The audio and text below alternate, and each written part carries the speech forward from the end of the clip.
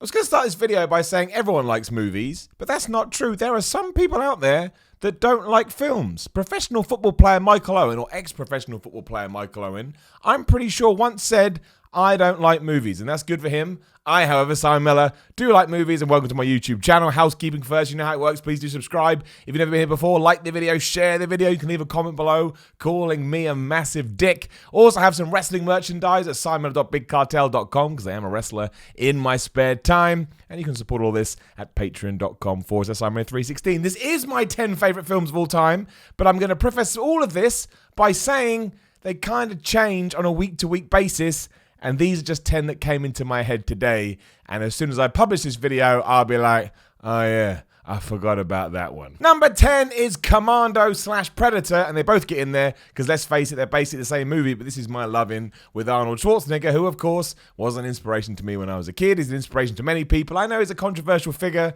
and he's done stuff in his past, but let's just focus on his movie career for today. Now, Terminator could go in there. Last Action Hero, I'm not going to start listing off Arnold Schwarzenegger films, that would be crazy. But I went for Commando and Predator because they are the two that I can watch over and over and over again and never get bored. Like, Commando is amazing because it just has so many too many one-liners. Like the one when that guy is over the cliff, wherever the hell he is. I've seen that movie 1,000 times. How can I not remember this? And it's a Sully dude. He goes, but you know, you told me you killed me last. And he goes, I lied. He just chucks him off the cliff. Like, that's dumb. But it's also brilliant. And obviously Predator is just the quintessential action movie in many ways. Like, if I think of the 80s, I think of Predator. It's just brilliant. And it is kind of freaky. I mean, you know, technology has moved on so much now, not necessarily so, and the Predator franchise itself has been watered down. But they are two great action movies which kind of go on the other. I mean, Predator's much more serious than Commando, but they both give me that same, no matter when it is on, I can sit there and watch it and it will always put a smile on my face. They're brilliant. And I guess the point with this is if someone said, Simon, you can only pick one, and this goes to Arnold Schwarzenegger movies, I pick Commando, and I pick Predator, and also secretly at Christmas, I love Jingle All the Way. Number 9 is Anchorman, and this is interesting as well, because no one ever believes me with this, but that's because hindsight's a wonderful thing, and you forget what movies were doing at the time. But when Anchorman came out, I had a part-time job in a cinema, so me and my good friend Trevor, shout out, don't even talk to him anymore, he moved back to Australia, but he may watch this, you never know. We really liked Will Ferrell. We thought he was hilarious. I thought I would definitely go and check out that movie. And I remember the day it came out, nobody went to see that. It was an absolute bust. And from the trailer, I kind of knew that it was my sense of humor. I was eating nachos. Somehow I remember that too. And I came out of there thinking that was absolutely brilliant. The thing I loved about it the most was not the obvious jokes. It was the jokes that kind of sat beneath the top layer that were just absolutely crazy. So I know it eventually blew up and everyone thought the whole brick stuff, you know, I don't understand what we're yelling about and being dumb. But it was the jokes around that absolutely cracked me up. And I remember telling people how much I liked this movie. And I remember it got slated in reviews and nobody went to see it. And it was an absolute bust. But to this day, it hasn't aged. I mean, now it's a cult classic. Now people quote it all the time. It sent Will Ferrell into the stratosphere in many ways. And even Anchorman 2, which a lot of people say is crap, I thought that was funny as well. I'd take an Anchorman 3 if they want to do it. But in terms of, we'll call it a modern day comedy, even though it's, 15 years old now, whatever, probably more. I just love it, and I got really good memories. And just because I've thought about it now, I'm breaking my own rules. Team America can go in here as well, because that's another movie that me and Trevor went to see. That movie is absolutely brilliant, still funny to this day, maybe even more apt now than it was when it was released. And the best thing about that was there was a couple behind us. They were quite old. And at the point where, so I think Spotsworth tells Gary to, you know, suck my penis, the two people behind me just went, oh, it's disgusting, and they left. I was a bit like, you probably should have read a synopsis of this before you came in. Number 8 is The Green Mile. It's really sappy. I just really like that movie. I just think it's, you know, it's schmaltz and it's cheese, but it's done in the right way, especially because Tom Hanks is just one of the greatest actors ever, right? He's brilliant. He plays that role perfectly. Somehow I buy into it every time I watch it. I'm like, oh, maybe this time he won't die. It's a little bit of a spoiler for you, but he does. Joe Coffey gets taken out even though he didn't do anything wrong. And I guess that there is because a lot of people crap all over that. I mean, I do like the Stephen King book as well. I read it because of the movie, and that's one of the reasons I got into Stephen King. But the message and the idea of the film is still quite powerful because it ties into race relations and racism and, you know, accusing people based on their backgrounds. And hey ho, look what's going on in the world right now. We're not going to get into that too much, but I do think it's a powerful film. I think it's a great, you know, recreation of what the book did, even though I went the other way around. And yeah, I do like it. Like, some people think it's a stereotypical choice, but there's a reason it's a stereotypical choice.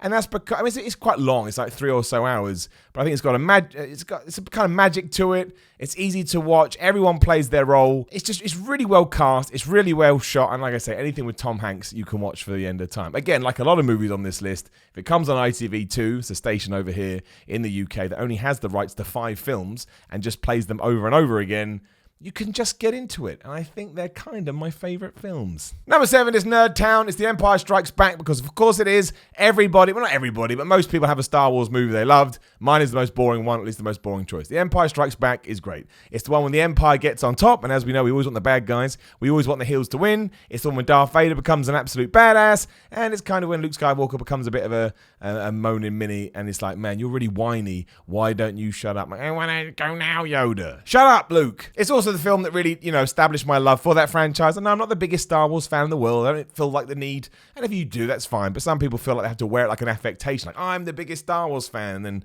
someone else will be like, no, I'm the biggest Star Wars fan. And you fight with fake lightsabers. But it's a fantastic film.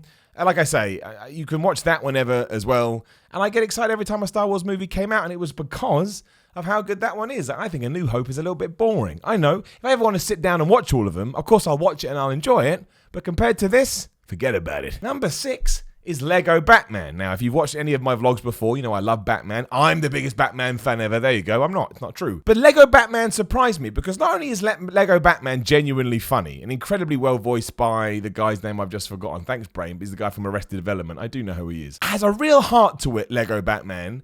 And a little bit of a spoiler. Basically, it tells the story that Batman or Bruce Wayne struggles to let people into his life because he's worried they're going to pass away or worried that bad things are going to happen to them like they did with his parents. So there's one bit where he feels like he has let some people in, but then realizes he can't do it, and he goes off to try and sort it out by himself.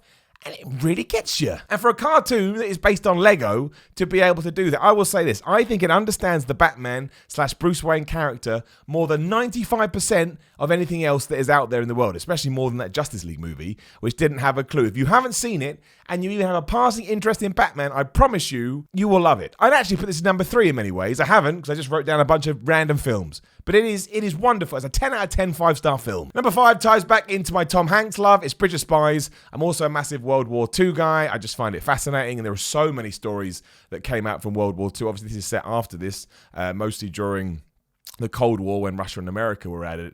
But once again, like, Tom Hanks is brilliant. Steven Spielberg is brilliant. It fills you in on so much historic. I mean, there's a lot of creative license in there as well. But it's, it ties into a really difficult time in national relations between those two countries, and the story it tells is just gripping, and it's just awesome. And you learn about Checkpoint Charlie, and you learn about East and West Germany, and I was already into that stuff anyway. So to watch a film again with someone Tom Hanks is one of my favorite actors. I mean, it's not for everybody. I was going to say you should go and watch it, but no, if you're not into like a historical piece, then I guess it wouldn't be for you. It's all about Gary Powers, who was an American Air Force pilot that got shot down over Russia, and he was, they tortured him to try and give up secrets, and he didn't. And America have a prisoner of Russia, and Russia have a prisoner of America, and it's like, oh, they're gonna blow each other up with nukes. It's just phenomenal. It really, really is. And it's one of those movies I sit people down and I make them watch it like I'm some kind of crazy person. If they don't like it, I'm saying, you're out of my life. It's not true. That's never happened, but I would consider it. Number 4 is one that may not be in anybody else's list, but it ties into my love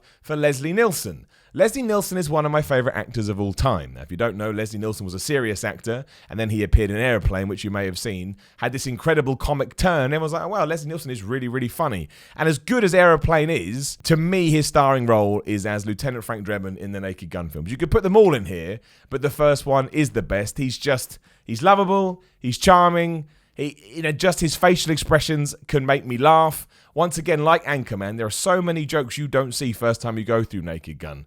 I won't go through them all here because it'd be boring. But there's one I only saw. I've been watching that film for years. And a couple of years ago, I was watching it. I've never noticed that joke. It's just something in the background that happens with some food. I like all of Leslie Nielsen's films as well. And he made some crap. There's one called Wrongfully Accused, that, as you can work out, is a spoof on The Fugitive. There's a bit with a car and Mexican music. Only Leslie Nielsen could make that work. And I liked him so much that when I was driving, when it turned out he passed away, and I pulled over the next service station, I was a bit like, well, that sucks. A real hero of mine, and Naked Gun to me is his finest work. Number 3 kind of ties into everything we said about Bridge of Spies. It's Schindler's List. Again, if you watch my other vlogs, you know that I'm Jewish. Not that, it has to be on every Jewish person's list. I'm not saying that, but it does tell such a hard-hitting and harrowing story, again, about World War II and the Holocaust and concentration camps that, for me anyway, I couldn't watch it without being so affected emotionally, because as selfish as it sounds, and I don't mean it to sound selfish, but just to try and get you an idea of what it does. And again, you don't have to be Jewish to accept this. You can be anyone. Everyone has empathy and sympathy. But, the big thing with it is you think, man, I would have been a part of that just for existing. And I think the reason why sometimes it's important to have that thought is because it shows you how it gives you the ultimate step to try and understand. I mean, you know how bad it was anyway, just from the figures. When you break it right down to that and you think, man, I would have been included in that just because. That's it. Just because of something I am is too much. And obviously Liam Neeson is great in that movie. Can't really talk about Liam Neeson anymore, given what happened, but we will here. That was before all of this. And again, it's Steven Spielberg at his best. I do think this is one of those films, if you haven't seen, you should watch it. I wouldn't call it an enjoyable film, but anything that can impact and move me like that does. It's got to be included, right? Number 2 came up on a list recently, so you already know what it is. It's Shawshank Redemption. It's the same thing with The Green Mile, right? It's based on a Stephen King short story. They take it and they expand it. Morgan Freeman is great. I've forgotten his name again. Damn it, brain. Tim Robbins. Jeez, how slow are you? Tim Robbins is great. Wasn't even meant to be cast as the lead role. Somebody else was. Also, it didn't win the Oscar because that was the same year as Forrest Gump. Tom Hanks smashed it in Forrest Gump. But that is the number 1 movie in terms of if it's on TV and you're 20, 30, 40 minutes in, you can watch the rest and you'll love it. And obviously it has that amazing scene at the end where they hug. And also the line. I said it before. I say it again. The line when Morgan Freeman's character goes, "Maybe I just missed my friend." Right in there. Again, great characters, great story, really quite slow-paced. But I quite like slow-paced films. A little bit of secret about me, Simon Miller. If a film is slow-paced and just giving me information, I will buy in. Number 1, as you've probably figured out, is the Dark Knight Trilogy. They go in there as 3 films because they tell a coherent story. To me, they kind of transcend movies. I love them so much, but that makes me sound like a massive nerd, so we'll just go with them here. Batman Begins, basically responsible for the superhero boom that we got, because Christopher Nolan proved that you could take a superhero idea and not make it rubbish. The Dark Knight is one of the best films ever made regardless, and everybody else The Dark Knight Rises, but Bane is it, and Bane is really weird in that movie, and I like how weird he is. Tom Hardy plays it as if someone said, just do it nothing like Bane. He went, aight. It's got that weird voice. Didn't sound like that at all. If I hear it, I can do it, but I need to hear it. I love them all. It's one of my favourite versions of Batman. I know the Bat voice, gets a lot of grief, but he's meant to be a crazy person. That's why Batman is so cool. Batman is the real person, and Bruce Wayne is the mask. That's the idea. I don't mean the mask with Jim Carrey. I mean, that's his fake self. You know what I'm talking about. Just perfect, those 3 films to me. And when they were done, don't get me wrong, that final scene, when you're looking at Alfred, then it switches back and you see Bruce Wayne with Catwoman, I was like, wouldn't it have been better if we had just shut it down? But I get it. I know how Hollywood works.